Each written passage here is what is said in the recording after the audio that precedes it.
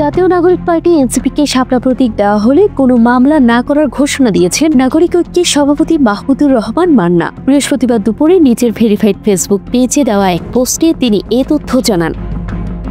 Facebook পোস্টে তিনি লেখেন, শাপলা প্রতীক যদি তাদের দিয়ে দেন কোনো মামলা করব না।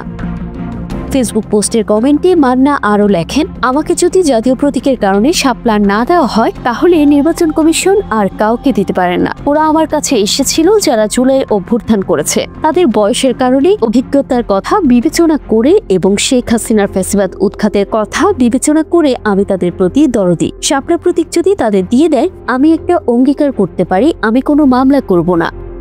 এদিকে 7 অক্টোবরের মধ্যে একটি প্রতীক বেছে নিতে এনসিপিকে চিঠি দিয়েছে নির্বাচন কমিশন। পাশাপাশি নির্বাচন পরিচালনার বিধিমালায় না থাকায় এনসিপির পছন্দের তালিকায় রাখা প্রথম প্রতীক শাপলা বরাদ্দ দেওয়া সম্ভব হচ্ছে না বলেও জানানো হয়েছে। মঙ্গলবার নির্বাচন কমিশন সচিব আক্তার আহমেদ এনসিপিকে এই বিষয়ে চিঠি পাঠান।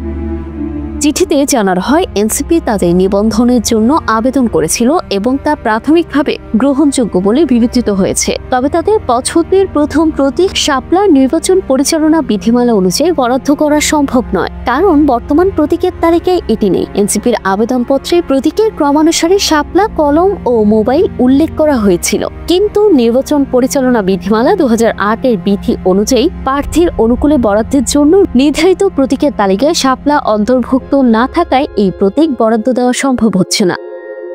এই অবস্থায় দলটিকে গণপ্রতিনিধিত্ব আদেশ 1972-এর বিধান সম্পর্কে অবগত করা হয়। ওই বিধান অনুযায়ী কোনো দল কর্তৃক মনোনীত সব প্রার্থীর জন্য নির্ধারিত প্রতীক থেকে পছন্দকৃত যে কোনো একটি প্রতীক বরাদ্দ করা হবে। এভাবে বরাদ্দকৃত প্রতীক দলটির জন্য সংরক্ষিত থাকবে, যদি না দলটি পরবর্তীতে অন্য কোনো প্রতীক লাভে ইচ্ছে প্রকাশ করে।